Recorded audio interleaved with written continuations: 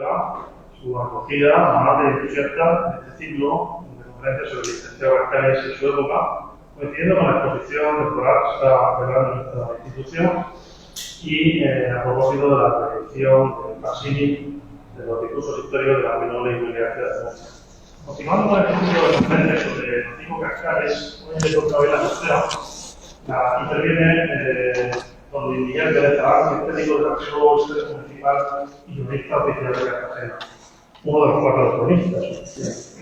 Luis Miguel Pérez Zavala es historiador, arqueólogo y documentalista.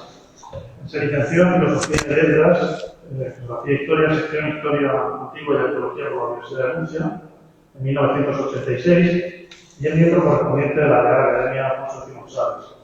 Actualmente ejerce como técnico en el Archivo Histórico Municipal de Cartagena y como teniente en reservista del Ejército de Tierra, destinado en el Museo Militar de Cartagena, en periodo de activación. Además, se compagina desde 2014 como articulista en el diario La Verdad, una sección llamada Foto Historia de Cartagena. También es profesor asociado de la Universidad Politécnica de Cartagena, a la Universidad de Mayores desde el año 2009, donde imparte asignaturas como Cultura Visual, Fotografía e Historia de Cartagena del siglo XX o Cultura e Historia de Cartagena y su entorno. Tiene publicados 15 libros de temática histórica, fundamentalmente dedicados a la historia de Cartagena, Historia de Cartagena en 5 volúmenes. También ha abordado cuestiones como los grandes naufragios y historia militar. Ha participado en numerosos congresos nacionales, programas de televisión y radio, es decir, que también cultiva la faceta de divulgación histórica y cultural, trabajo de documentación, guionización y realización de vídeos históricos para su canal de YouTube, Cartagena en el mundo. Le damos las gracias por acompañarnos esta tarde, que va a hablar sobre el licenciado Cascales y la ciudad de Cartagena, una temática que viene muy de acuerdo para conocer la biografía y la obra del licenciado Cascales, que comenzó a publicar y a adquirir prestigio como humanista en la ciudad departamental, la trimilenaria. Así que le damos las gracias a los Miguel Pérez Zavala y la palabra. Muchas gracias. Muchas gracias, buenas tardes. Para mí es un auténtico placer encontrarme hoy aquí, pues para explicar un poco, pero quisiera antes agradecer a los organizadores de este ciclo y de todo lo que significa la conmemoración de este aniversario sobre la obra del licenciado Cascales.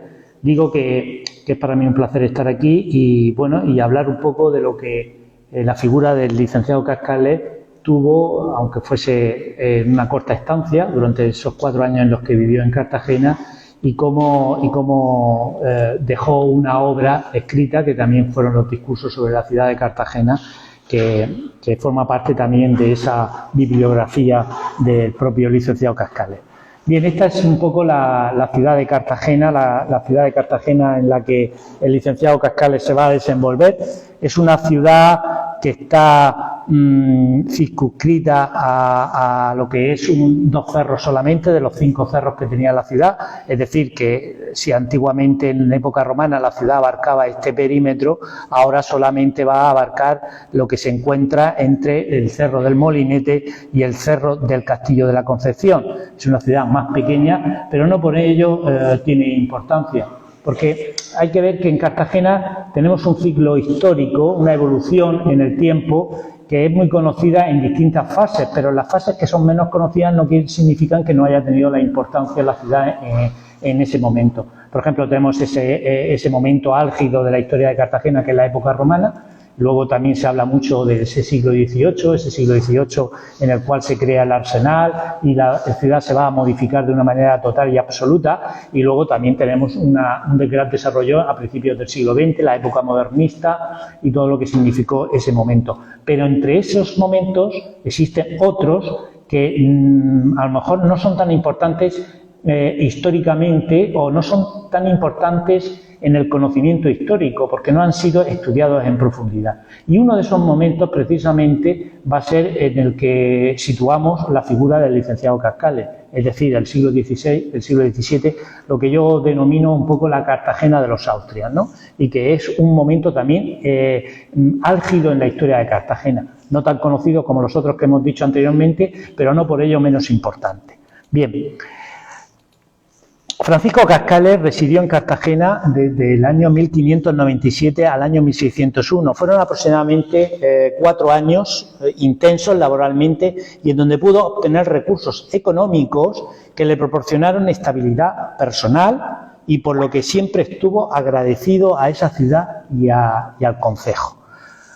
Y esto es escrito por él, porque estando aquí, refiriéndose a Cartagena, ni a mí me falta Murcia, ni yo la hago en ella, por no ser de consideración mi asistencia y puesto que lo sea a la contemplación de particulares amigos que me desean a mí y mi bien, gusto de privarme desde regalo y favor por no vivir pobre entre ricos, mal conocido entre caballeros, olvidado entre deudos y extranjero en mi patria. Es un poco un alegato a que lo que no había conseguido en su ciudad natal, que era Murcia, pues los cartageneros en ese momento se lo proporcionaron. Y más claro que él, no hay otra cosa. Bien, como digo, este texto fue escrito por el propio licenciado Francisco Cascales en el año 1598. Es toda una declaración de amor de este como digo yo, murciano de Murcia, a la ciudad de Cartagena, en donde él encontró ese refugio para vivir y trabajar tras no lograr la cátedra de latinidad y retórica que pretendía en su ciudad natal. Es decir, obtuvo esta plaza en Cartagena al fracasar cuando lo intentó en Murcia en esta primera instancia. Luego, como veremos, sí la conseguiría con posterioridad. Son muy escasos y muy escasas las referencias documentales acerca de esta estancia y de las vivencias de Cascales en Cartagena. Apenas hay unos documentos conservados hoy día en el archivo municipal y poco más, destacando sin duda el referido al Cabildo, que ahí lo vemos, celebrado el día 7 de junio de 1597, por el cual se le concedió el cargo de preceptor de gramática, señalándose, ahí lo pone, un salario anual de 30.000 maravedíes al año, una cantidad bastante importante y que luego hablaremos de ella.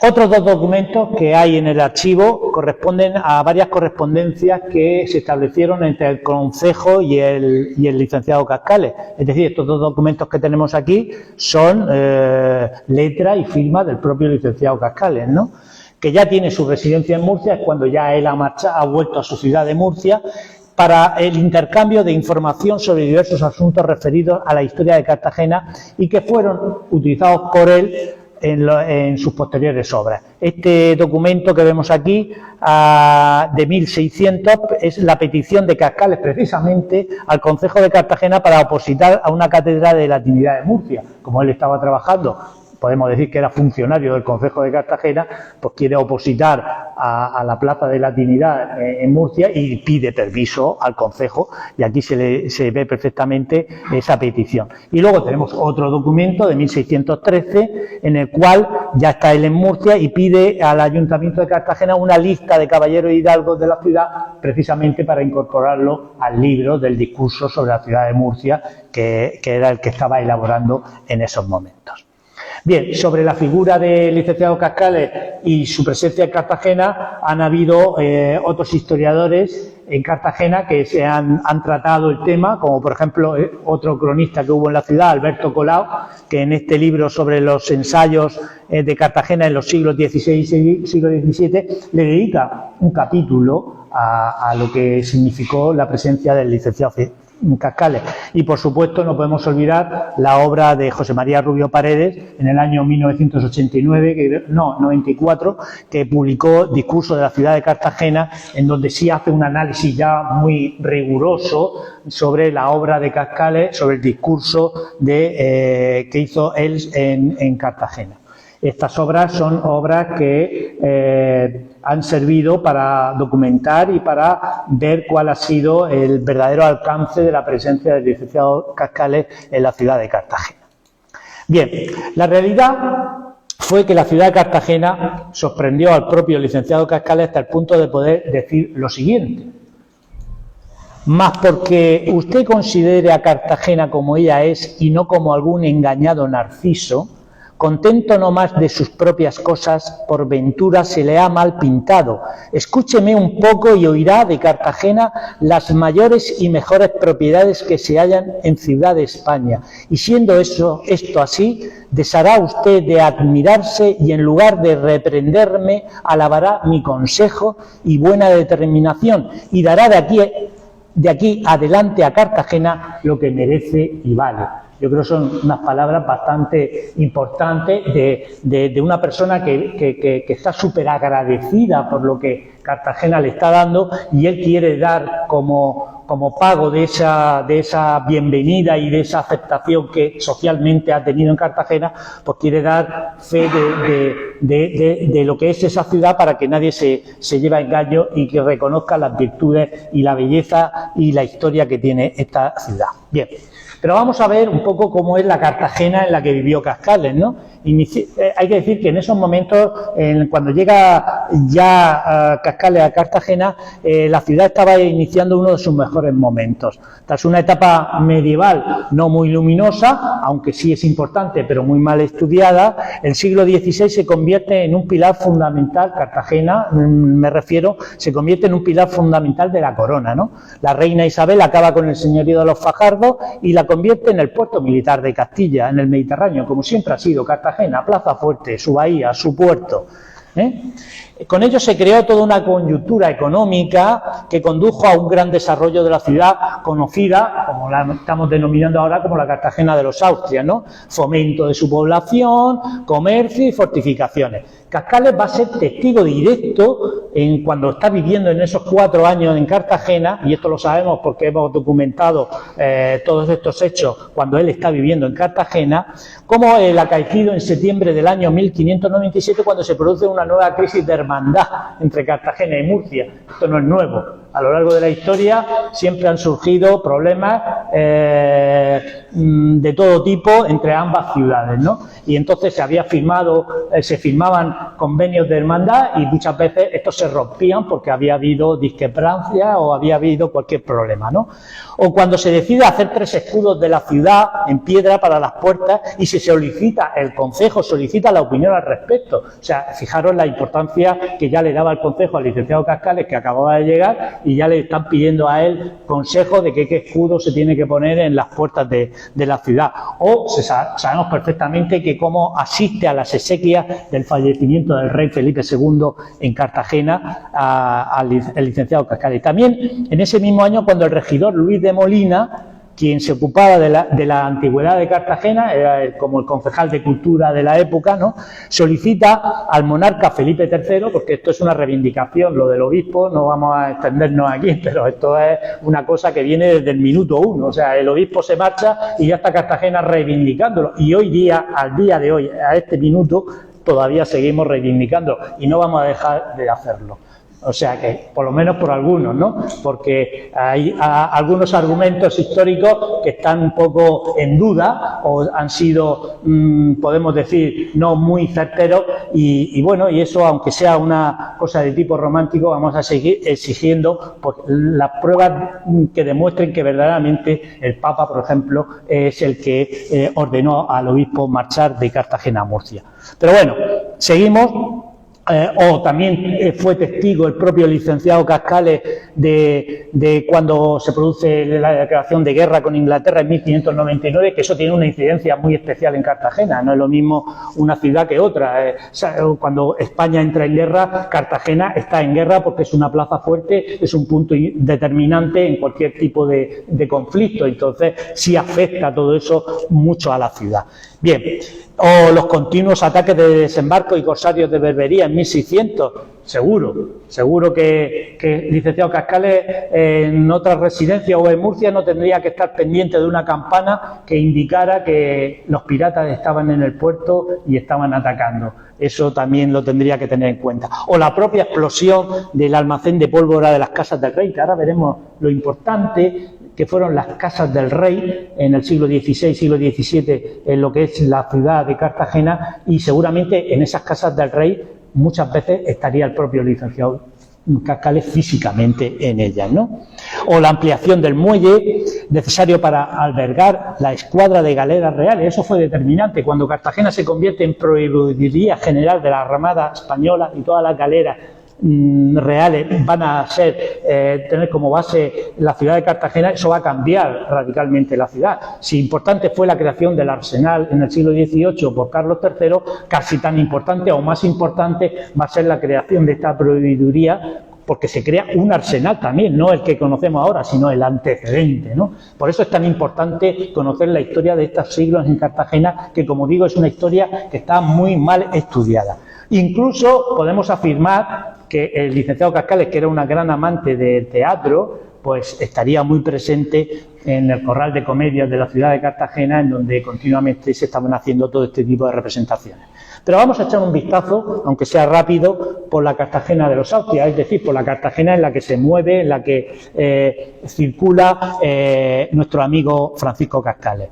Esta es un poco la representación en un mapa de la época de lo que es Cartagena. Ahí vemos la ciudad, una ciudad que, como he dicho, que es justamente, puede ser la mitad de lo que había sido la Cartagonova romana, porque ya deja fuera 3 colinas, solamente está circunscrita a 2 colinas. Esto sería lo que es la calle San Diego o el barrio de San Diego, y esto sería lo que es toda la calle del Carmen, el barrio del Carmen.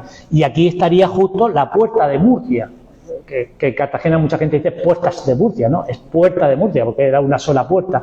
Es la Puerta de Murcia, que estaría donde más o menos está ahora el Icue, ¿no? La escultura del Icue, ahí estaría la Puerta de Murcia. Y precisamente en este dibujo, este dibujo está en una biblioteca en Florencia, se ve perfectamente cómo es una ciudad fortificada. Aquí vemos perfectamente los baluartes con la artillería, incluso se ven los cañones, ¿no?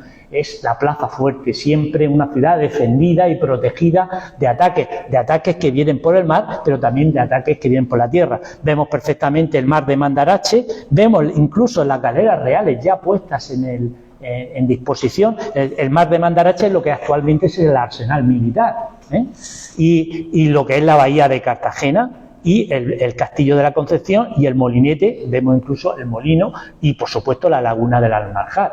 Es una ciudad perfectamente reconocible porque sabemos su topografía desde que la describió Polibio o incluso anteriormente Avieno, o sea que sabemos perfectamente cómo es esta ciudad. Y viendo un poco lo que es la traslación espacio-tiempo entre aquella época y la nuestra, esto es un plano actual de lo que es el casco antiguo de Cartagena. Por situar un poco, aquí tenemos el Teatro Romano, aquí tenemos el Ayuntamiento, la Plaza de Héroes de Cavite o el cuartel de Antiguones, el anfiteatro estaría aquí, y si superponemos esa ciudad de Cascales, la ciudad que vivió Cascales, pues nos saldría más o menos esta disposición, para que veáis un poco lo que es el contexto de esa ciudad del siglo XVI, siglo XVII sobre la actualidad. Ahí tenemos la ciudad, estos espacios que están dibujados amarillos y en azul. Los amarillos son los únicos elementos arquitectónicos que nos quedan de esa época. O sea, que de este recinto amurallado, lo único que hay del siglo XVI y del siglo XVII en Cartagena son estos puntos que veis en amarillo. Esto tiene una explicación lógica también. Cartagena es una ciudad sitiada, asediada, bombardeada, destruida en diversas épocas. Por poner un ejemplo, sublevación cantonal, 1873. 30.000 proyectiles que caen sobre la ciudad. El 75% de los edificios de la ciudad fueron destruidos, o sea, se tuvieron que reedificar. Bueno, pues por eso también existe el modernismo, porque se tuvo que reconstruir, pero eso lo que hizo fue que destruyó todo lo que había anteriormente. Entonces, toda esa trama urbana, todos esos edificios de época renacentista que corresponden a esos siglos XVI y XVII, prácticamente no queda nada en Cartagena. Bien, Cartagena en el siglo XVI. Nos trasladamos a esa Cartagena, vive, como digo, uno de esos momentos históricos en donde su importancia ya no es una importancia de ámbito local, ya se convierte en una pieza importante en el tablero nacional, abocado a lo que conocemos como el llamado siglo de oro, ¿no? Nuestro país se convierte en la potencia dominadora del mundo y Cartagena va a colaborar en esa tarea, ¿no? En una etapa de un fuerte crecimiento demográfico. Cartagena siempre ha tenido un déficit demográfico muy importante. Las epidemias han asolado casi siempre a Cartagena. Hemos visto en el anterior plano esa laguna, el Almajal, fiebre amarilla, paludismo, todo tipo de enfermedades, y el propio puerto, que es una entrada de infección, una ciudad amurallada que se cerraba, que continuamente estaba sometida a todo tipo de epidemias. Pero bueno, una vez que hay un desarrollo económico, como era la construcción de esas casas del rey y la Proveeduría General de la Armada, pues hay un crecimiento demográfico bastante importante, y eso es un aspecto importante que siempre me ha llamado la atención. Hay otros investigadores que analizan en el archivo municipal los censos de población y establecen, bueno, pues Cartagena tenía en esos momentos 10.000 habitantes, porque en el censo aparece, pero claro, hay que tener en cuenta que esa Cartagena del siglo de oro es una Cartagena en donde la población flotante supera a la población que está viviendo. Porque, imaginaros, ahora lo veremos, es que Cartagena se convierte en el punto de partida del camino español, es decir, todos los tercios que van a Flandes van a tener el aprovisionamiento precisamente en Cartagena. O sea, va a haber un momento en que la población debe de triplicar o incluso multiplicar hasta 10 veces lo que en el censo aparece. Y por lo tanto no podemos hablar de que a lo mejor, bueno, es que Cartagena en aquella época tenía 10.000 habitantes, no, es que a lo mejor tenía 40.000 en un momento determinado, pero no están censados porque no son residentes. Y eso lo vamos a ver ahora a continuación. Como digo, hay ya un gran protagonismo del puerto. El puerto se hace un puerto comercial porque hay un trasiego para proveer a todas esas tropas que van a marchar a Flandes, y una burguesía mercantil en alza, y sobre todo una innegable importancia estratégica y militar que había tomado Cartagena, pues porque la Corona de Castilla ya había tomado la decisión de intervenir activamente en el Mediterráneo y en el Mediterráneo occidental, y por lo tanto quería acabar con todo lo que era el corsarismo berberisco y también toda la posterior intención del Imperio turco de extenderse por todo el Mediterráneo, y Cartagena va a ser la base fundamental de toda esta lucha, ¿eh? Por eso veremos cómo ahora pues participa de una manera directa de todos esos preparativos. Pero por encima de todo está la naturaleza de su orografía, o sea, todo lo que podemos estar hablando de Cartagena sin ser lo que es decir, un puerto natural de importancia extraordinaria, no hubiese podido ser otra cosa. Su gran dársena interior, que hemos visto, llamada Mar de Mandarache, idónea para la invernada de las galeras reales, y por ello elegida por el rey como sede de esa proveeduría de armadas y fronteras, con el objetivo de facilitar los preparativos bélicos y de las campañas que se iban a ir sucediendo por el Mediterráneo. Bueno, esto es un poco un plano más de esa ciudad en la que el licenciado Cascales se va a ver, y estas son las llamadas casas del rey, que tenían delante el Arenal, ¿no?, y el Mar de Mandarache. Importancia, por situaros un poco, esto sería lo que es ahora la calle Real. El agua prácticamente llegaba a la calle Real. Ya sabemos que el puerto romano estaba casi en la puerta de Murcia, ¿no? El puerto romano estaba aquí, el puerto del siglo XVI va a estar aquí, en el Arenal, y ahora el Arsenal está aquí. Siempre se ha ido ganando terreno a ese mar, ¿no? Y este era el sitio en el Arenal, en donde no habían diques, eran donde se construían los barcos, se reparaban las galeras, y todos estos edificios van a ser los que van a darle servicio a esa actividad. Esto es un plano del año 1791, es decir, un plano que corresponde al momento justo antes de construirse ya toda la infraestructura del siglo XVIII. Entonces aquí vemos todavía esa ciudad constreñida un poco a lo que era, y lo que es la laguna del Almajal, y el Arsenal no se ha construido todavía. Luego ya toda la zona de la época de Carlos III, que es esta, abarcaría una amplia zona, y todo ese mar de Mandarache se convierte en lo que es el Arsenal. Un cambio radical, porque si os dais cuenta, lo que ocupa el Arsenal es casi tan grande o más que ocupa la propia ciudad. Es como haber duplicado la ciudad en dos, ¿no? Y lo que supuso. Pero el antecedente, como digo, de todo ese siglo XVIII está aquí en el siglo XVI y siglo XVII. Bueno, esto es una imagen esta sería la muralla del siglo XVI y siglo XVII, y esta es la del siglo XVIII, para que tengáis cuenta de cómo se ha ido esa evolución. Y llegamos a las casas reales, ¿no? A las casas reales que estarían situados en lo que hoy conocemos como la calle Intendencia. Esta sería la Puerta de Murcia, y aquí va a haber un edificio, dos edificios, va a ser la Casa Real pequeña y la Casa Real grande, y esto sería el Arenal, y esto es lo que le daría servicio no solo a esas embarcaciones, sino también a todos los tercios que iban a marchar a Flandes. Como digo, fue necesario la construcción de una serie de edificios para albergar y dotar el contenido de esta nueva disposición. Se crea entonces un complejo arquitectónico fortificado que puede considerarse como un arsenal, ¿no? Las obras se iniciaron en el año 1542, antes de que estuviese Cascales aquí, un edificio cuadrangular con 4 torres en su esquina, en su interior dependencias para abastecimiento y todo tipo de aparejos para el mantenimiento de la flota de galeras, llamada Casa del Rey Grande, y junto a él otro edificio al norte y separado por una pequeña calle que hoy denominamos Intendencia, de planta trapezoidal y organizado a partir de un patio central en donde se articulaban una sucesión de arcadas con unos grandes molinos para la fabricación de pólvora. Se decía que la mejor pólvora que se fabricaba en el mundo se fabricaba aquí en Cartagena, ¿no?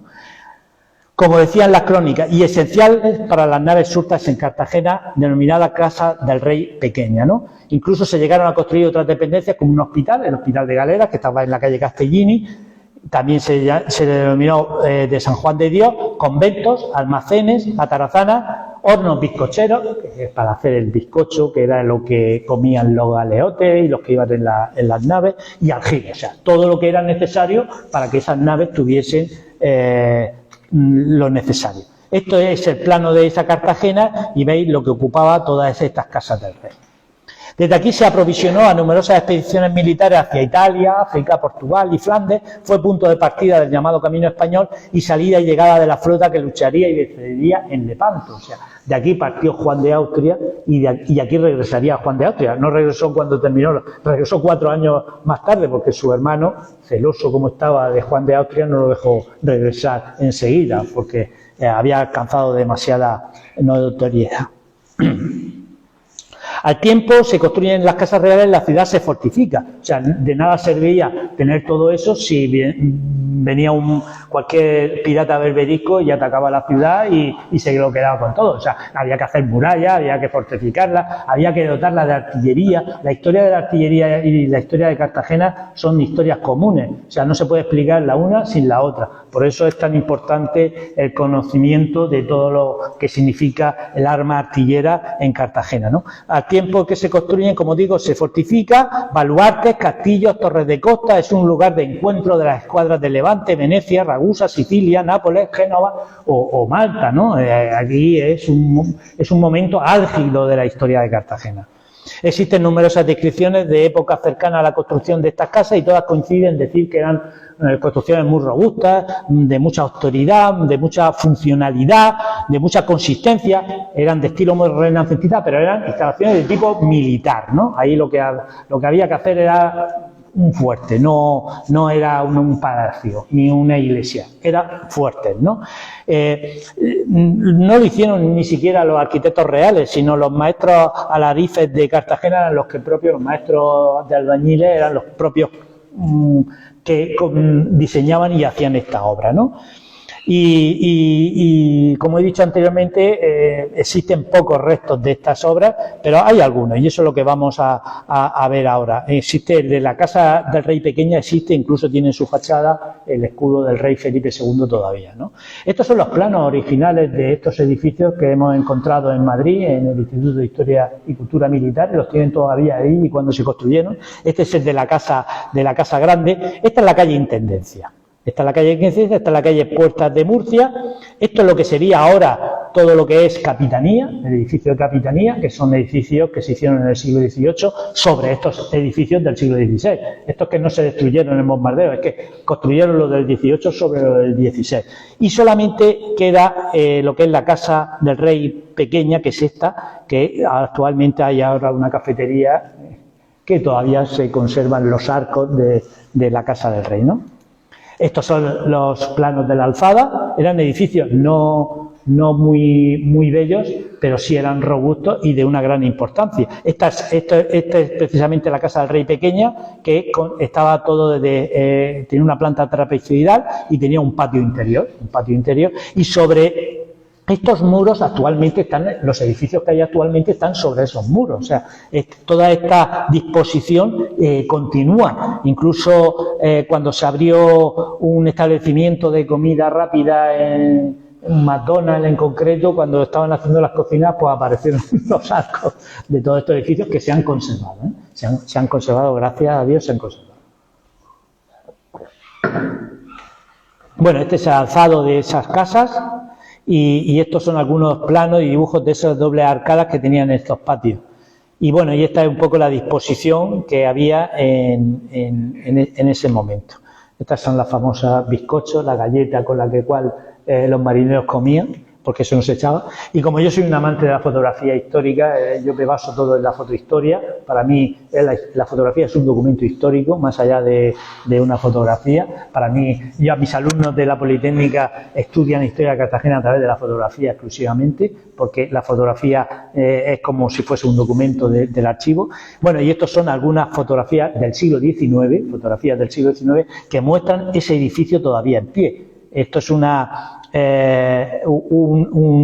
ensayo de los bomberos de Cartagena. En el siglo XIX ya existía el cuerpo de bomberos y zapadores en Cartagena y están practicando un incendio y lo están practicando sobre las casas del rey. Esta es precisamente la casa del rey.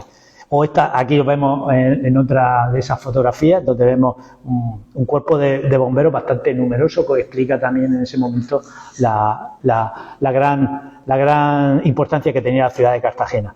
Y esto es otra fotografía que es de principios de finales del siglo XIX, que en ese momento se había convertido en cuartel de caballería y por eso existe esa fotografía. Vemos todavía estas arcadas son las arcadas del siglo XVI, esas mismas arcadas que seguramente vería el licenciado Cascales, los famosos granaderos de la Semana Santa de Cartagena en uno de esos patios. Y esta es una foto que me gusta mucho porque esta es la calle Real. Este sería el edificio de Capitanía, la parte de atrás, los jardines, que derribaron la casa la casa del rey Grande, la derribaron para hacer este cuartel, que es el cuartel de los batallones de Marina, que a su vez se derribó luego para hacer los jardines de Capitanía. O sea, estamos hablando de una sucesión, como siempre, de una ciudad superpuesta, en donde se van sucediendo los elementos arquitectónicos y como no tenemos la posibilidad de crear ciudades paralelas, pues lo que creamos son ciudades una encima de otra y lo que va destruyendo va destruyéndose uno detrás en capas. Este es el edificio al que me estoy refiriendo, del siglo XVIII, que ya no existe tampoco, que sustituyó al que nosotros estamos estudiando, y este sí es el otro, el pequeño, que sí queda, ¿no? Esta foto es una foto ampliada de otra que es... Y me llama mucho la atención porque esta sería la puerta del Arsenal, para que nos situemos. Porque este edificio, que era un edificio importante, se derribó en el año 1913. En el año 1913 estaba muy mal, pero se derribó. Es de las mismas características que el Parque de Artillería, que el cuartel de Penados, que el Hospital de Marina, que el cuartel de Antigones, y era donde estaban los batallones de Marina. Bien, las murallas. A lo largo del siglo XVI, la monarquía hispánica convirtió Cartagena en una ciudad inmemorial del sureste peninsular, en uno de sus principales puertos en el Mediterráneo. La ciudad experimentó un importante crecimiento urbano, como hemos dicho, que se tradujo en la ocupación de nuevas áreas, se extiende la ciudad y se fortifican con muchas murallas. Los documentos manuscritos y cartográficos de los siglos XVI y XVII y la evidencia arqueológica pues han enriquecido de forma notable el conocimiento de esas murallas que se construyeron durante los reinados de Carlos I y Felipe II y por ende de la ciudad renacentista y sus sistemas de fortificación. Fue en este periodo cuando se gestó el modelo de ciudad portuaria vinculada a la defensa marítima, que hasta entonces no existía, consolidado en el siglo XVIII bajo ya Carlos III. Todo esto es el embrión de todo lo que vendría luego en el siglo XVIII. Cartagena nunca hubiese sido departamento marítimo del Mediterráneo en el siglo XVIII, ni Carlos III hubiese construido esa infraestructura brutal del siglo XVIII si no hubiese existido esto anteriormente. O sea, eso está claro. O sea, por eso es importante saber lo que era Cartagena de los Austrias, porque fue realmente los austrias los que elevaron a Cartagena a un estado de ciudad superior a la que había tenido y que languidecía desde la época medieval, ¿no? Y realmente yo, hasta que no he estado pendiente de este momento, no era consciente tampoco de la importancia que han tenido estos siglos en Cartagena, ¿no? Y ahora, pues, lo digo porque coincide con nuestro licenciado Cascales, que él sí pudo estar en esa Cartagena de los austrias, ¿no? Bien, esto es un poco la evolución de todo ese sistema amurallado, no tenemos mucho tiempo, lo pasamos así de largo. De esos sistemas pues quedan muy pocas, de ese sistema amurallado de esos siglos XVI, XVII prácticamente no queda nada porque se destruye cuando se crea el del XVIII. Pues, si este ya no sirve, pues avanzamos, ¿no? Pero quedan algunos restos, por ejemplo en el molinete queda este resto, este baluarte con esta disposición que corresponde a este torreón y a este baluarte artillero. ¿Esto qué quiere decir? Que si la muralla estaba aquí en el molinete es que la ciudad se terminaba aquí. Todo lo que hay después, todo lo que hay en la zona del Paseo Alfonso XIII y el ensanche, todo eso era la laguna, el Almajar, y eso está deshabitado, ¿no? Y esto que es, si os fijáis, esta es la línea de lo que queda conservado y esto es una recreación de cómo era esa muralla. Hay que decir que esas murallas no son como las de Carlos III, eran unas murallas bastante peor elaboradas. Felipe II manda a Juan Bautista Antonelli y a Vespasiano de Gonzaga a que hagan esa muralla, obligan a la gente de Cartagena a hacerla y bueno, nosotros los cartageneros cuando nos obligan a hacer las cosas pues las hacemos pero no las hacemos bien y entonces pues la muralla pues no se hizo bien y la muralla va a tener continuos problemas de desmoronamiento, de falta de consistencia. Eso se ve en los archivos que siempre están diciendo al rey, diciendo oiga, que la muralla se ha caído, que la muralla hay que arreglarla y había que arreglarla. Bueno, pero bueno, ese sería un poco para ver cómo eran esas murallas. Bien, las puertas son fundamentales en cualquier recinto amurallado. Tenemos las constancias de las puertas, por ejemplo, esta puerta que tenemos aquí, esta sería la puerta de Murcia, precisamente, esta sería la puerta de la Plaza San Ginés, allí donde tenemos un bar emblemático como es el Bar Sol, pues allí estaban las puertas de San Ginés, que era la puerta de camino que se dirigía hacia la zona del Mar Menor. La puerta de Murcia, que sería esta, que era el camino que iba hacia Murcia y hacia Madrid. Esta rambla que veis, que se ve por aquí, actualmente es la calle Santa Florentina, para que veamos, y esto es lo que sería la monería baja y la monería alta, o sea que se ve perfectamente. Estos son recreaciones, lógicamente. Y estas serían las puertas que dan a la zona del mar de Mandarache, justo donde las galeras, en ese arenal, y esto que vemos aquí serían las casas del rey, precisamente. O sea, que las naves estaban aquí y todo lo que era el bastimento y la reparación de todos esos barcos estaban concentradas en estos almacenes. Edificios, habían conventos, habían hospitales, estaba el pósito, estaban las iglesias, las ermitas, las casas del concejo, el castillo.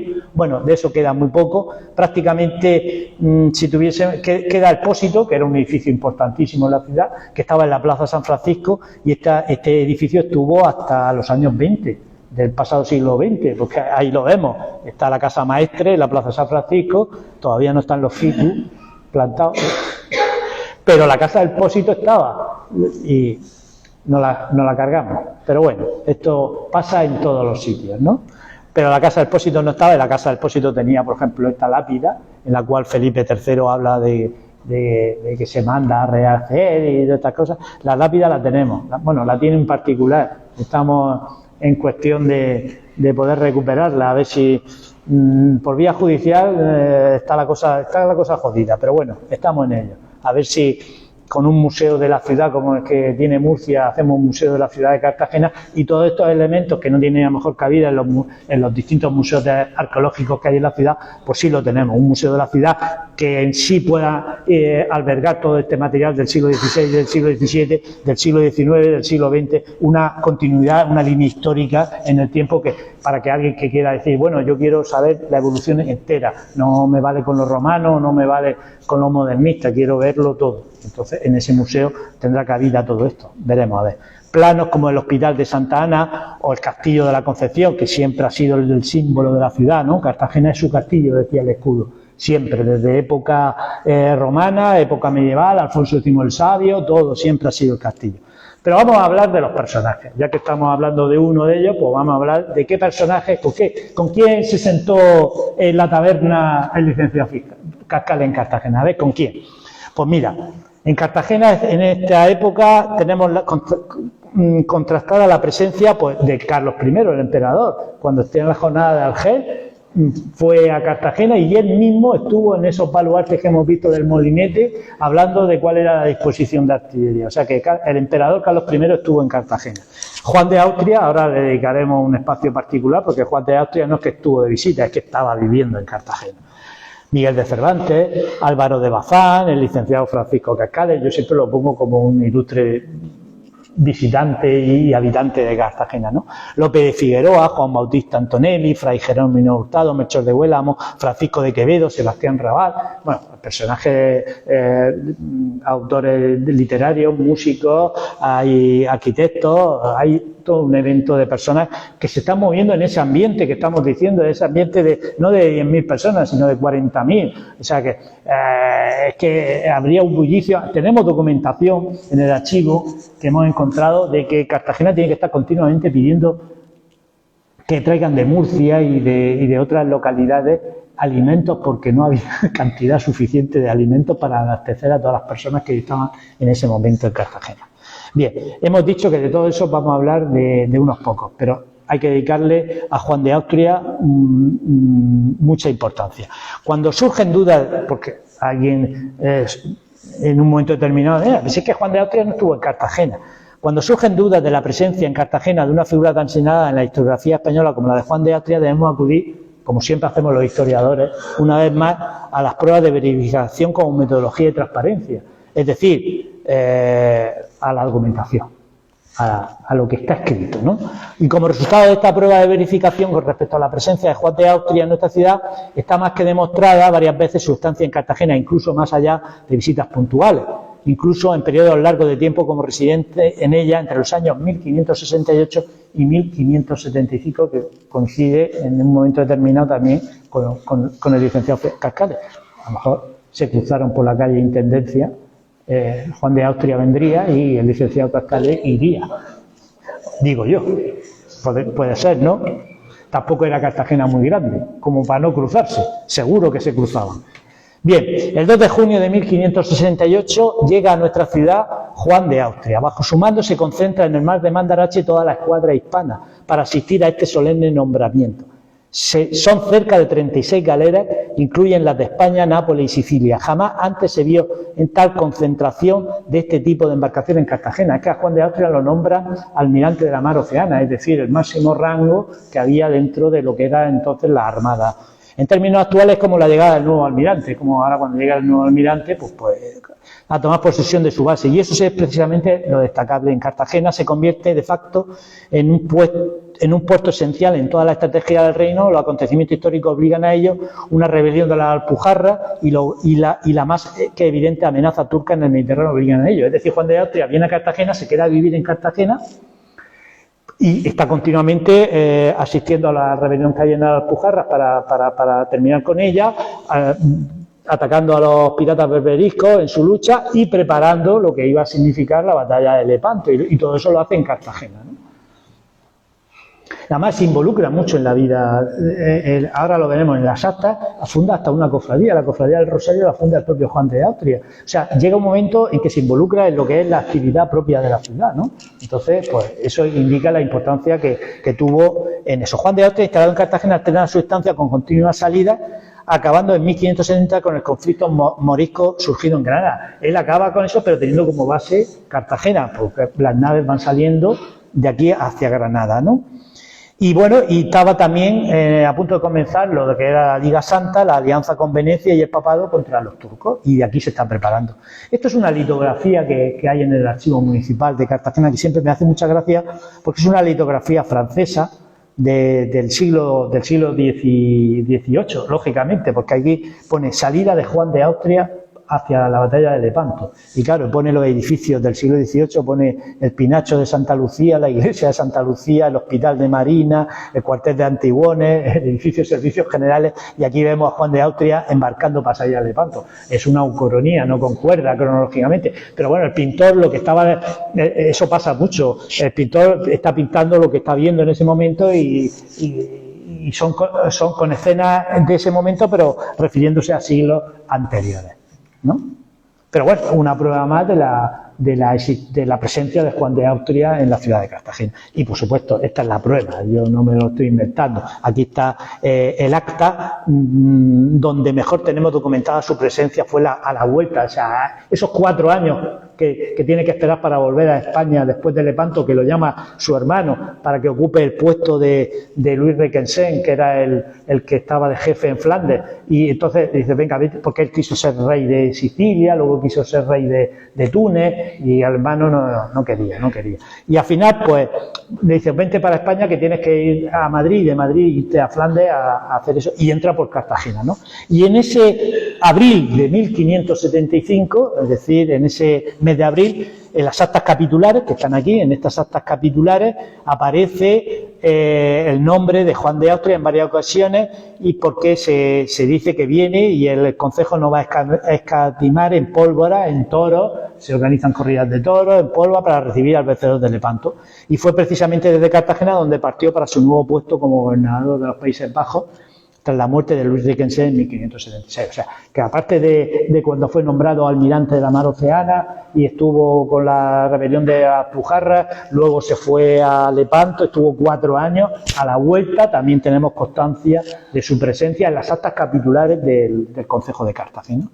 Y bueno, y mejor que la prueba es cuando regresa, le hace regalo al concejo. Él estaría agradecido a Cartagena y le regala ese cañón, no, un cañón igual que ese, el Gran Turco, que se llamó el cañón Gran Turco, que era el cañón que llevaba la nave enemiga, ¿no? La nave con la que él estuvo luchando en la batalla de Lepanto, y yo he seguido la pista de ese cañón.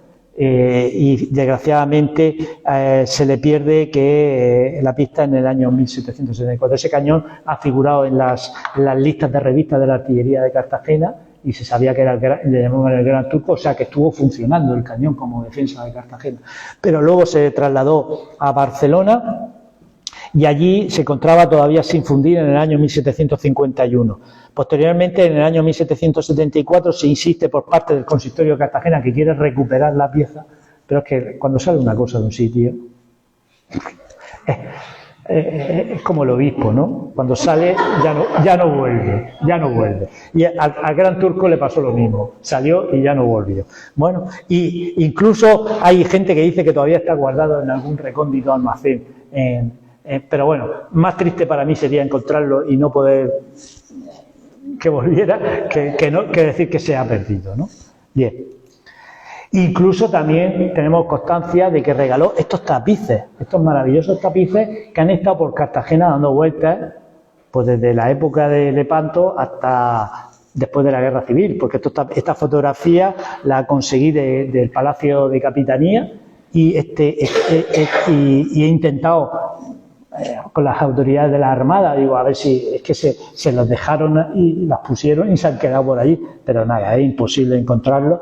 Y he encontrado otra fotografía anterior a esta, que es en el Palacio Consistorial, y además debe ser de una de las visitas que hizo el jefe de Estado Francisco Franco, porque aquí tenemos su simbología, y seguramente se pusieron estos tapices para cuando él fue recibido en el Palacio Consistorial. O sea que estos tapices en el año 49 y en el año 56 estaban todavía pululando por Cartagena.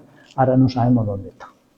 Son tapices venecianos de una factura preciosa, como lo vemos ahí, y eran los que Juan de Austria regaló al concejo y no están.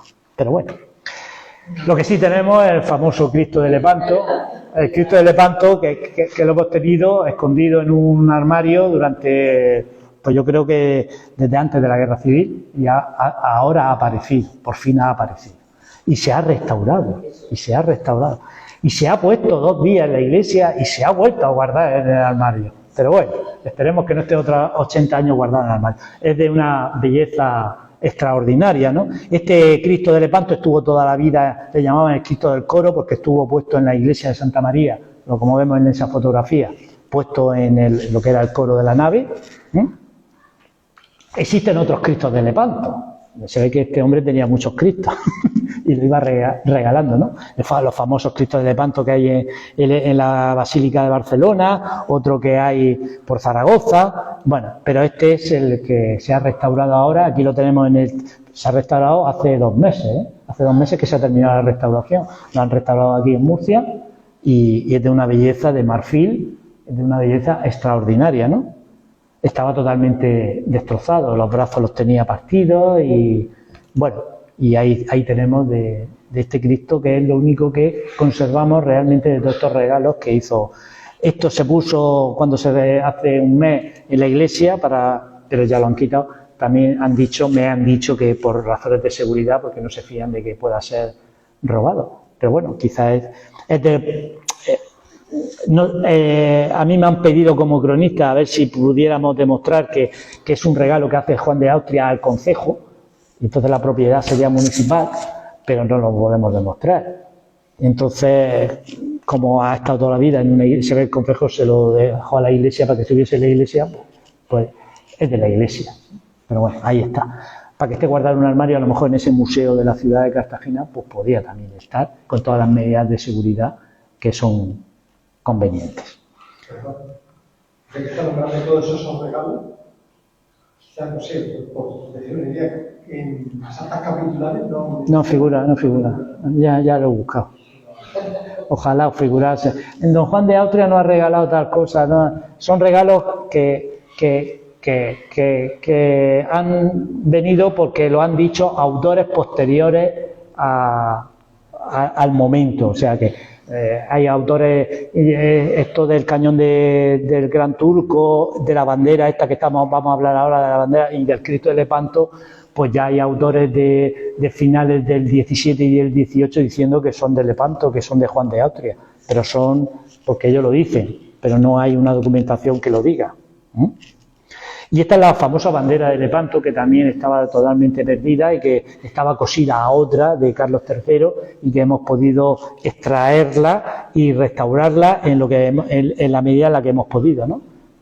Solamente quedan estos trozos, pero bueno, más o menos es lo que hemos podido salvar de la bandera siempre se ha llamado, esta bandera siempre se ha dicho la bandera de Lepanto, la bandera de Lepanto.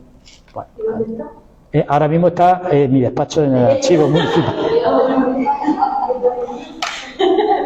Por eso estoy yo ahí, porque se le está haciendo, hay otras 3 banderas más, está la de Carlos III y la de Isabel II, y se van a poner en el Palacio Consistorial en unas vitrinas correspondientes para que estén todas tenemos la bandera del siglo XVI, tenemos la bandera del siglo XVII, la del XVIII, la del XIX, la del XX, que es la que se está usando, y ahora habría que hacer una que es la del XXI. Y así ya tenemos la colección de las banderas.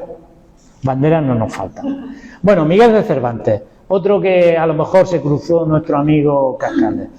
Primera estancia en Cartagena, diciembre de 1568. Hombre, toda esta gente viene a Cartagena porque se va a montar en un barco para irse. O sea, los que becan para otra cosa. Se va a Italia, de criado del cardenal Julio Acquaviva. Sabemos que él tuvo ahí un problema con un duelo y tuvo que salir corriendo y se fue a Italia y se fue por Cartagena y sabemos que estuvo en ese momento. Pero tenemos otra instancia de Cervantes en el año 1581 y además se ve que estuvo bastante tiempo por aquí porque él estuvo también de espía en Portugal y tenía que cobrar sus honorarios de espía y el rey le dijo: vete a Cartagena que mi pagador te pagará allí en Cartagena, y el hombre estuvo allí esperando que el pagador, y hemos encontrado el recibo, ¿no? El recibo: López Giner, pagador de las armadas de su majestad en la ciudad de Cartagena, de su cargo y data paga. En 26 de junio pagué por cédula de su majestad a Miguel de Cervantes, vecino de Cartagena. Y luego, como no se podían hacer tachaduras, digo, estando en Cartagena, o sea, se equivocó.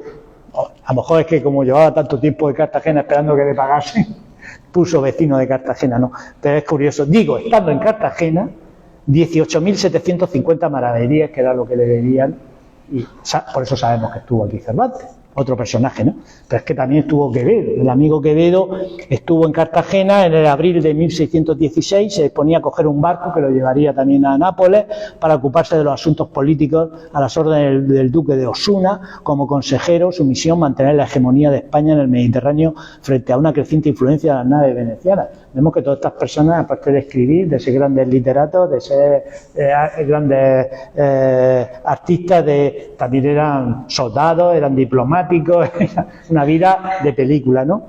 Y parece ser que también estuvo aquí en Cartagena para partir. Eso explica un poco todo este trasiego de gente que iba circulando por aquí, ¿no? Y dejó un soneto escrito, que cuentan que en una numerosas tabernas de la calle de Bodegones se encuentra don Francisco bajo la luz tenue de una vela, le acompaña a la mesa el regidor de Cartagena, Giuseppe Pérez, el juez de la aduana, Jerónimo del Soto, y el escribano General Ruiz, y el capitán Alonso González de Sepúlveda. Sobre unas cuartillas, nuestro visitante escribe unos versos, se los dedica al castillo de la Concepción. Y esos versos están escritos, están ahí en el castillo, más o menos habla de que el castillo ha tenido un signo parecido a él. Es decir, que lo crearon los romanos y ahora hay un montón de ruinas, yo qué sé. Ahí está puesto la transcripción de este soneto. Bien. Y Sebastián Raval, este es un personaje cartagenero, este no es que viniese, es que había nacido en Cartagena, no sé si lo conocerán. Para mí era un gran desconocido, pero cuando empecé a investigarlo, me di cuenta de que era un personaje de una importancia extraordinaria también de esa época. Nace en Cartagena en el año 1555. Nuestro conciudadano fue militar, monje, compositor, maestro de capilla y músico de corte, lo que le permitió tener una vida novelesca, aventurera, religiosa y artística. Ponerlo en internet, Sebastián Raval, y ya con eso tenéis lo suficiente para comprobar cómo este hombre se desenvuelve como Cervantes o como Quevedo por esos mundos de Dios del siglo XVI. Parecen todos a la triste de Pérez Reverte, porque son personajes increíbles, pero es que este fue considerado en un momento determinado el mejor músico del mundo. O sea, había como una especie de la voz o concursos de estos que determinaban quién era el mejor músico del mundo en Italia, y la gente se presentaba y este lo ganó, y además en una disputa bastante, porque era músico de cámara de uno de los cardenales más influyentes de Roma, y estaba allí en Roma y componía, y además era un personaje bastante curioso, pasando este Cartagena a la historia de la música como alguien que, a pesar de su carácter, era muy petulante, muy pretencioso, muy engreído. Fue un gran músico y compositor por su ductilidad y variedad al cultivar las formas vocales religiosas y profanas, adentrándose en el terreno de los instrumentos con talento y personalidad, pero además su producción es una de las más ricas en cuanto a volumen del siglo XVI en lo que se refiere a la música española.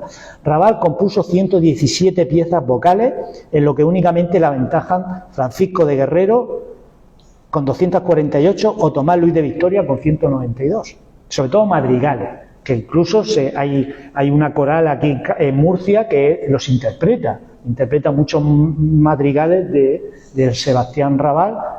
Yo los he oído y es una delicia, ¿no? ¿Vale? Entonces, es otro de esos grandes personajes que se van moviendo con nuestro licenciado Cascales y todo este rollo para llegar a nuestro protagonista de esta tarde, que es el licenciado Cascales. Ya hemos visto estos documentos, ya hemos visto su ciudad, pero vamos a ver aspectos de Cascales en Cartagena. Y esto no se ve. No se ve porque el PowerPoint, aquí en esta versión, por lo que sea, no se ve. Pero yo lo cuento porque lo tengo aquí.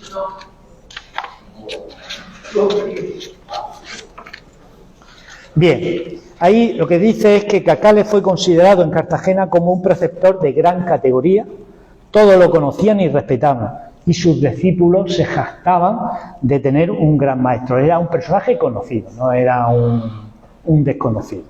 Siempre conservó una relación intemporal con esta ciudad, es decir, vivió aquí 4 años, pero luego se vino a Murcia, pero siguió en un contacto casi directo con Cartagena, porque había un aspecto de Cartagena que le gustaba mucho, que era el mar. Él sintió un gran impacto por ese mar, por esos atardeceres del puerto. Y mantuvo grandes amistades en Cartagena, sobre todo con Nicolás Bienvegut y el capitán Juan de de Sepúlveda, a los que le dedicó versos laudatorios en varias ocasiones, y en el propio libro de los discursos aquí empiezan con sonetos escritos por él dedicados a estos dos grandes amigos. Y otro gran amigo suyo fue Luis Carrillo de Sotomayor, que el marino y poeta fundador de la Escuela Cultista, todo un personaje que también estaba en Cartagena, porque aparte de ser literato y fundador de esta escuela cultista, era también marino, ¿no? Un trato excepcional que se le dio en Cartagena, porque volvemos a lo que he dicho anteriormente, que hemos visto en el acta, se le estipuló por parte del Concejo una asignación económica de unos 30.000 maravedíes. Yo no sé qué enchufe tendría en el Ayuntamiento de Cartagena o en el Concejo. Algo inusual, ¿eh? Y bastante generoso. Solamente hay que comprobar, porque lo tenemos puesto en el acta, que su sustituto, el sustituto de, como en la Cátedra de la Dignidad de Cartagena, cuando él logra la plaza aquí en Murcia, que se llamaba Juan Romero, solo se le pagó 5.000 maravedíes, por lo mismo que estaba haciendo Cascales. Y para poder vivir, dice el acta capitular, para poder vivir, este tuvo que hacerse cargo de la limpieza de su barrio para recibir una compensación de 300 maravedíes. O sea, no solamente le pagaron, mucho menos que encima tenía que limpiar el barrio, ¿eh? Entonces yo creo que eso es también determinante, por la razón que sea, el apego que Cascales le podía tener a la ciudad de Cartagena, ¿no? Y yo creo que en agradecimiento a todo eso, pues fue cuando se decidió hacer este librito, ¿no? Este librito que es el discurso de la ciudad de Cartagena, que lo publicó en 1598, es decir, muchos años antes que luego publicaría el discurso de la ciudad de Murcia, que luego incluiría también este mismo en ese libro. Pero lo escribió de este tamaño. Esta es la reproducción que hemos hecho en el archivo municipal, no tan espléndida como la que han hecho aquí en Murcia, esto es más modesto, pero bueno, aquí hemos intentado reproducir en un facsímil pues este librito, ¿no? Que lo que quería Cascales era ensalzar a la ciudad, y consideró el libro y está considerado el libro de Cartagena del siglo XVI, frente a otras obras de un parecido estilo como la que escribió Fray Jerónimo Hurtado, Descripción de la ciudad de Cartagena y de su puerto en 1548. Esta es tiene mucha más calidad, o sea, el licenciado era licenciado, el Fray era Fray, y el hombre hizo lo que pudo, pero esto tiene mucha mayor importancia. El discurso, podemos señalar que el discurso de la ciudad de Cartagena, elaborado por Francisco Cascales, es la brevedad de la síntesis de una historia muy larga y que fue acogida con mucha admiración y agradecimiento por todos los cartageneros. O sea, yo creo que él correspondió a ese buen trato que se le dio con este libro, sin duda alguna, ¿no? Una traducción y una transmisión perfecta de los historiadores latinos, como Polibio, Plinio, Tito Livio, Apiano, que es lo que hace el licenciado Cascales, traducir las fuentes clásicas. Él no era historiador, no era archivero, no era arqueólogo. Él lo que hace es traducir lo que otros autores latinos, pero lo traduce de una manera bastante fiel, ¿no? Una historia que no deja enterrada en laberintos legendarios. Él, bueno, habla de cosas legendarias porque son las traducciones que él hace de la propia obra de los autores latinos. Tiene un espíritu histórico, aunque no deja de tener esa índole apologético, porque es lo que único pretende con el libro, es agradar al cartagenero y decir que tienen la mejor ciudad del mundo y que esto es maravilloso y que eso es increíble. Dice el libro por aquí, dice las casas del rey, porque él habla de las casas del rey. Todas esas cosas que he dicho de las casas del rey, lo sé porque lo dice el licenciado Cascales en este libro, porque habla de las casas del rey, que decía que era una Babilonia que pasma el sentido, decía el licenciado Cascales. Pues seguramente había gente de todas nacionalidades que decían, aquello es una Babilonia.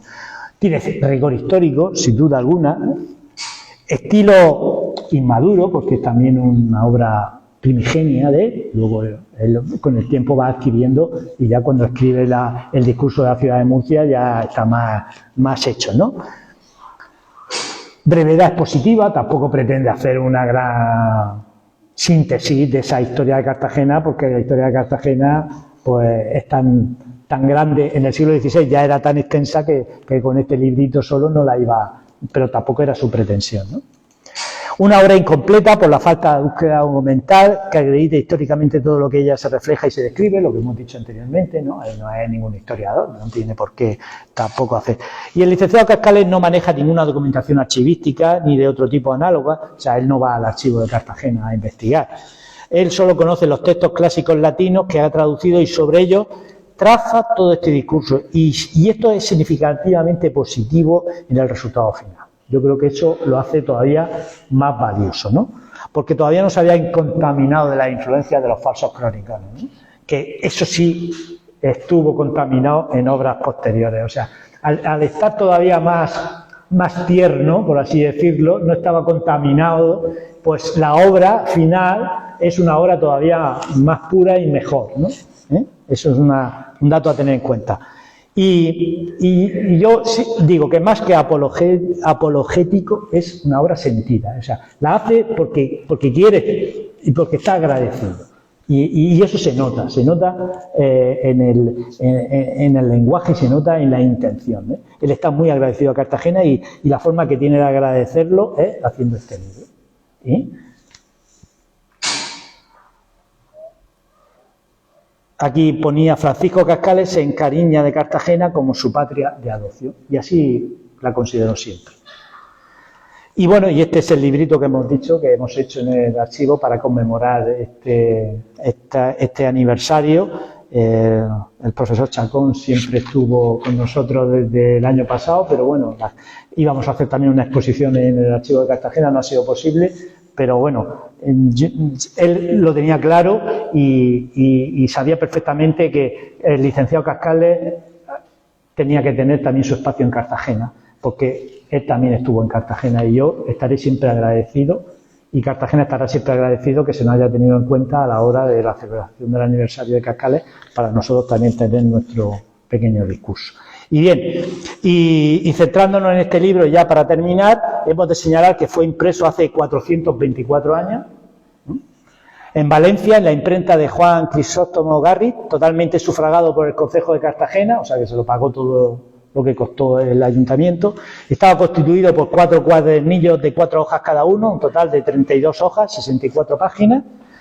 Y estaba cosido a lomo con hilo fino de cáñamo y a través con hilo más grueso. Lógicamente no lo hemos podido hacer así porque el costo no nos lo daba. Y la encuadernación está realizada en pergamino con los bordes doblados en forma de solapa de interior y la cara interna cubierta con papel pegado. Bueno, ahí tenemos un poco el principio del libro. Es un epigrama al capitán Juan Sepúlveda, que es uno de sus amigos, ¿no?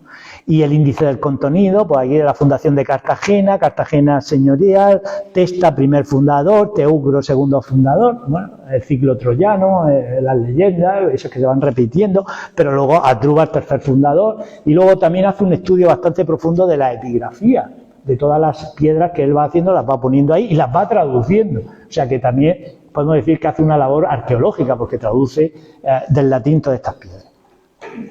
Solo se conoce la existencia de un ejemplar de esta edición de 1598, que es la que se encuentra en la Biblioteca Nacional de Madrid, en esa asignatura, ¿no? Que es de la donde nosotros hemos sacado el facsimile, porque nosotros no tenemos, porque además que hay uno, que la convierte en lo que llaman en la Biblioteca Nacional en un raro, ¿no? En un raro por esta circunstancia, porque es el único ejemplar que existe en el mundo, solamente existe uno. Con posterioridad sí se hicieron varias reimpresiones, una en 1779, y que es donde aparece este dibujo que a mí es de los que más me gusta de todos los que hay del licenciado a plumilla, o sea, aparece en ese libro de 1779, otra en 1889, pero fue la de 1998 la que hemos referido de Rubio Paredes, cuando él sí hace, que es un libro en donde analiza frase por frase, palabra por palabra, todo lo que un libro extraordinario del profesor Rubio Paredes. Bien, el libro no tendría mayor significado si no fuera porque es la primera historia monográfica que se conoce sobre Cartagena. Es decir, este libro, la importancia que tiene, porque la historia de Cartagena es conocida pues desde la más etapa antigua, o sea, pero siempre en obras generalistas. Está la historia de Cartagena dentro de otras obras que explican en la evolución histórica del Mediterráneo, de España o de lo que fuese. Y este es el primer libro que se hace monográfico, solamente para contar lo que es la historia de Cartagena, ¿no? Mucho se sabía de esa milenaria e increíble historia a través de textos manuscritos de autores clásicos como Plinio, Tito Livio, Apiano, o en crónicas medievales renacentistas de Alfonso X el Sabio, de Florirán de Ocampo, de Ambrosio Morales, de Jerónimo Zurita, por citar solo algunos, pero ninguno de ellos tuvo ese carácter monográfico, de ser un libro solamente dedicado a la historia de Cartagena en exclusividad. Pero no nos engañemos, Cascales lo que realmente está es muy agradecido por la buena acogida de la ciudad, proporcionándole un trabajo fijo y un sueldo estable, y por ello apenas solo un año después de tomar posesión de esta cátedra decide escribir este opúsculo apologético, histórico-descriptivo, en donde solo se busca ensalzar las excelencias de una ciudad, porque le ofreció esa oportunidad, tampoco pretendía realizar un estudio profundo de su historia. El humanista Francisco Cascales regresó a su ciudad de Murcia y allí continuó hasta su fallecimiento su labor como titular de aquella cátedra que se le negó en principio.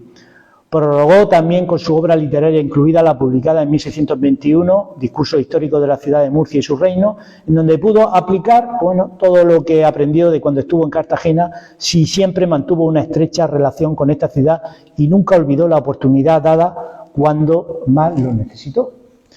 Muchos otros discursos sobre la historia de Cartagena se han hecho después, y los que seguirán haciendo en un futuro.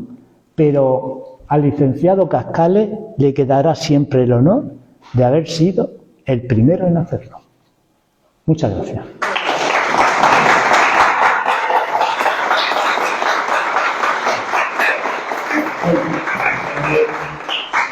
Con el permiso de Consuelo, inicio la intervención, aunque no son preguntas las que me Miguel, sino una breve referencia.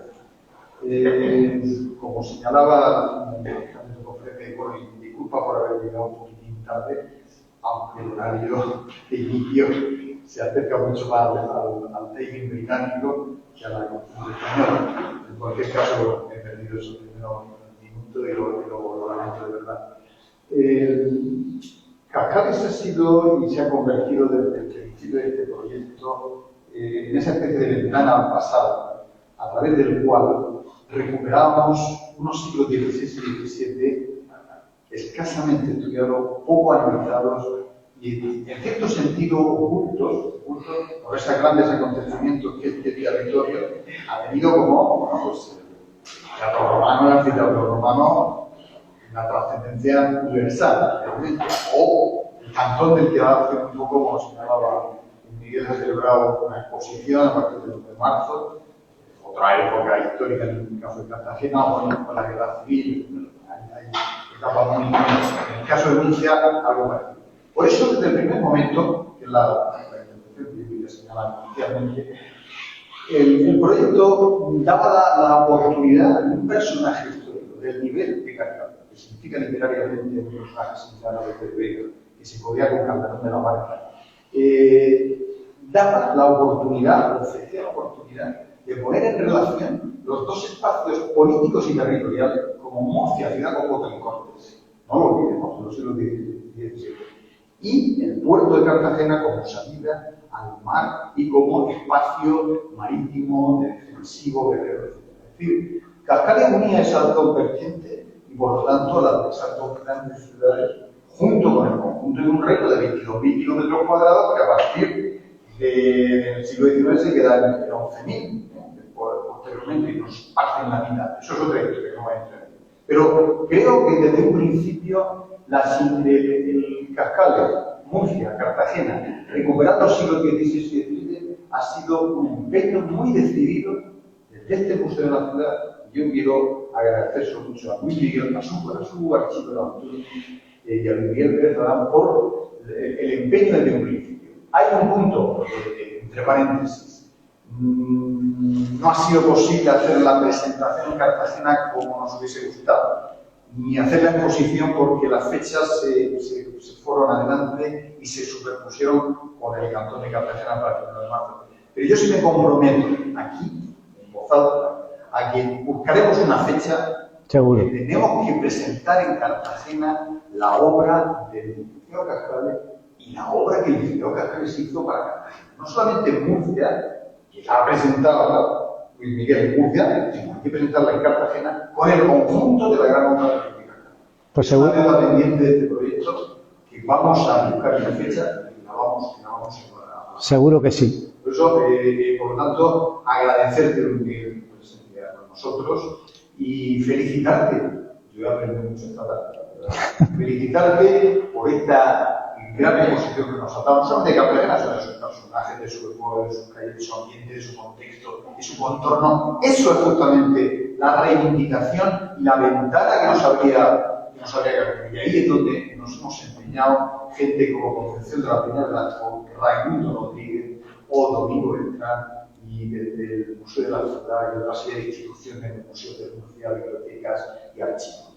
Creo que con tus palabras estamos cumpliendo ese ambicioso proyecto que nos trabaja. Sin duda. Muchas gracias, Rodríguez. Muchas gracias. No quería hacer intervenir algunas palabras breves, por eso le pedía permiso a Consuelo, autorización para hablar, antes de que el público vaya a intentar alguna pregunta. Yo solamente, cierro un paréntesis, en mis investigaciones por Cartagena, cuando el archivo principal lo llevaba un señor de Quintas, esto de muchos años, de los años 70, 80, por ahí, del siglo pasado, encontré un padrón de la ciudad de 1561 con una frase bellísima, que decía, una señora sola, cabeza de una unidad familiar, que decía, mujer enamorada.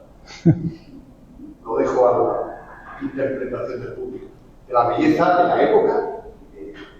Pues nada. Yo recojo eso. Estoy seguro que encontraremos el momento adecuado para que la figura del licenciado Cascales esté también presente en Cartagena, y yo creo que nos está haciendo un favor. El licenciado Cascales nos está haciendo un favor a Murcia y a Cartagena para reivindicar precisamente esa historia, esa parte de la historia que la tenemos un poco relegada, y que yo cada vez que me introduzco en ella me doy cuenta de... y me está pasando en Cartagena lo mismo con la historia medieval, con la historia ahora del tema de la ciudad de Alfonsí, aunque no venga al contexto en el que estamos actualmente. Y eso es lo que me hace inducir y pensar de que la línea histórica de la historia de Cartagena es una línea no tan de dientes de sierra como pensábamos, sino que es más en continuidad, ¿no? Siempre, y no hablemos de la Cartagena islámica, que eso está, no hemos todavía empezado, y eso puede dar un vuelco total a lo que es la historia de Cartagena, cuando se estudia en profundidad lo que es la historia islámica, que no es una aldea con 4 pescadores, eso seguro que no lo es, Y bueno, y agradecer pues que podamos estar aquí en Murcia, que podamos tener al licenciado Cascales. Solamente voy a medir, no sé, una puya, puede ser, sí, una puya. Decir que es que el otro día me sorprendí porque vi que se le había puesto en Murcia una calle al licenciado Cascales. Cartagena hace más de 65 años que tiene una calle que se llama licenciado Cascales.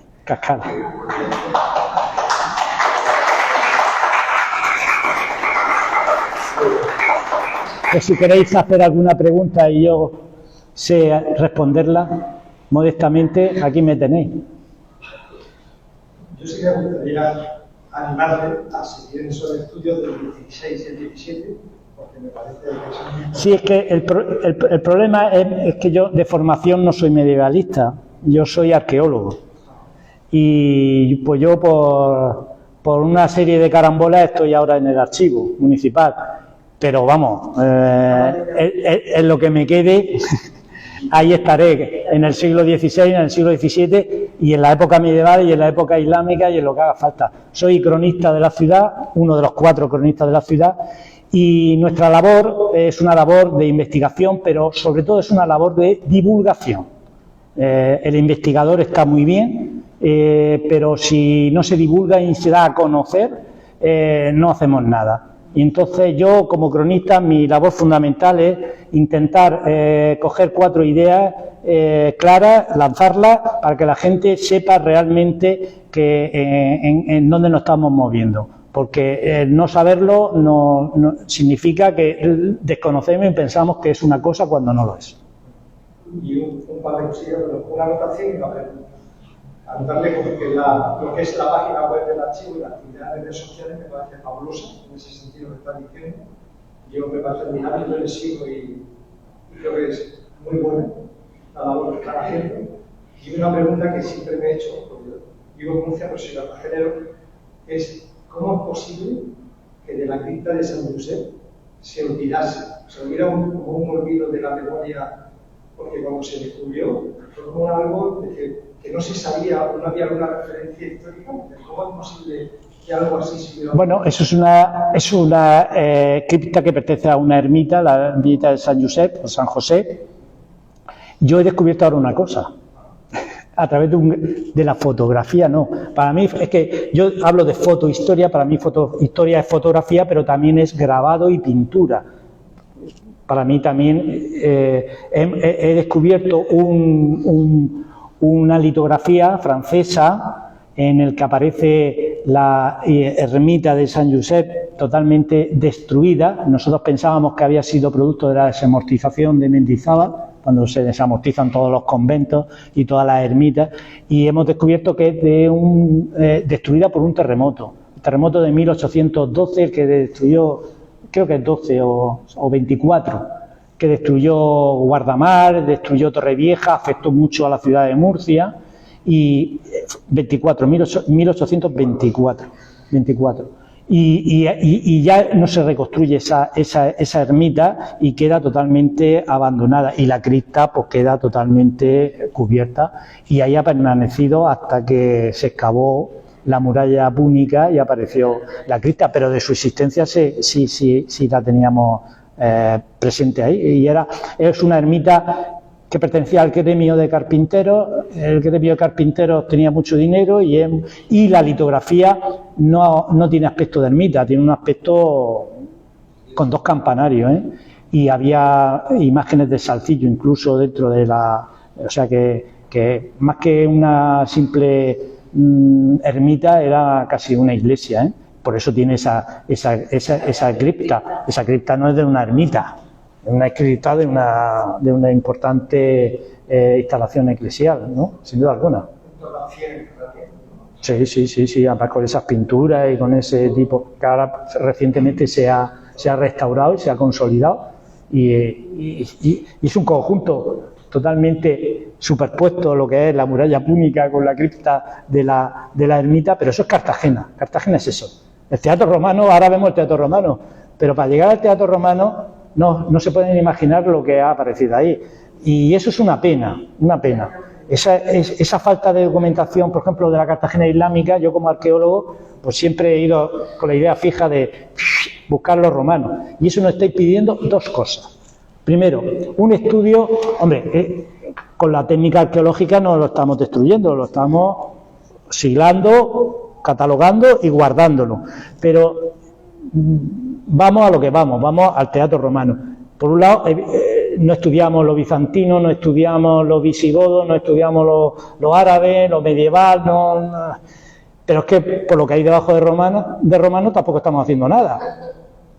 Y eso es tela marinera. Ahora a mí se me está moviendo el estómago un poco cuando veo todas las noticias sobre Tartesos y empiezo... Mastia. ¿Qué pasa? Que cuando llegan los barcas, esto no hay nada. Cuando llegan aquí los barcas, esto es una ciudad importantísima. Y cuando el profesor Iván Negueruela habla del Palacio de Asdrúbal, unos están de acuerdo, otros no están de acuerdo, ese palacio a lo mejor no lo crea Asdrúbal, sino que ya es sobre otro palacio que hay anterior, perteneciente a ese mundo, a esa civilización tartésica, a ese mundo masieno, a ese mundo de Mastia. Y eso pues no se está, porque cuando llegamos a los niveles romanos paramos y solamente conocemos los niveles púnicos y los anteriores, los fenicios y los ibéricos, cuando los romanos no están. Y es difícil en Cartagena no encontrarte el nivel romano, porque en extensión es el más amplio, ¿no? O sea, no vas a encontrar nada que sea tan grande como la Cartagonova, no lo vas a encontrar, ¿no? Porque todo lo anterior es más pequeño y lo que viene posterior mucho más pequeño. Entonces eso es. Pero bueno, todo se andará. De todas formas, el libro que se publicó de la Cartagena medieval ya es algo, ¿no? Es un... Claro, sí, sí. Ha hecho varias referencias a museo, futuro museo de historia de Cartagena. Eso ayudaría, ¿no? Hombre, claro, a visibilidad. es que todo esto que estado comentando tiene un fundamento y los cronistas lo tenemos claro y se lo hemos planteado a la actual alcaldesa y ella ha sido receptiva en ese sentido. Por eso, actualmente hay 2 salas en el Palacio Consistorial, ese magnífico Palacio Consistorial de modernista que tenemos. Ahí hay 2 salas muy grandes en la parte de abajo que se están utilizando para hacer exposiciones de cuadros. Entonces, yo ya he conseguido que para el año 2024 ya no existan esas exposiciones y se monte ahí una exposición sobre historia de la ciudad de Cartagena permanente revisable, que sea el embrión del futuro museo de la ciudad. Pues ahí ya estará parte de la pinacoteca municipal que está guardada en un almacén, que hay una auténtica maravilla de cuadros, estará la loza de Cartagena, estará el cristal de Cartagena, que son 2 elementos que tenemos colecciones de particulares que quieren donarlas a la ciudad, pero no las pueden donar porque no existe ningún sitio en donde se puedan exponer. Es que eso es muy duro y muy fuerte. Es muy fuerte porque la única condición que ponen esos particulares es que se expongan. Es la única condición. Y son auténticas maravillas. Tenemos una colección de loza de Cartagena que es una auténtica maravilla. Y de cristal no digamos. Y luego todos estos elementos, las lápidas del siglo XVI, los escudos que tenemos, no sé, el Cristo de Lepanto, es que hay auténtica. Y luego hablamos del siglo XIX, las banderas, el siglo XIX, todo lo que los elementos de la sublevación cantonal, que es el hito histórico más importante de todo el siglo XX. Bueno, no tendríamos espacio. Y en eso estamos. No sé si lo conseguiremos, pero en eso estamos. Sí, porque tenemos que tener ese museo que cuente toda esa evolución. Toda esa evolución. Tenemos 4 museos de arqueología en Cartagena. 4 de arqueología que están muy bien. Y son una auténtica referencia a nivel nacional e internacional. Pero ahora vamos a tener un anfiteatro romano. ¿Vamos a hacer otro museo del anfiteatro romano? Quizás allí es donde pueda estar el museo de la ciudad. Es un camino en el que vamos. O sea, el museo que va a contar toda la historia de la ciudad va a estar en el anfiteatro romano. Digo yo. Lo digo yo, pero bueno. Pues nada, muchísimas gracias, muy agradecido.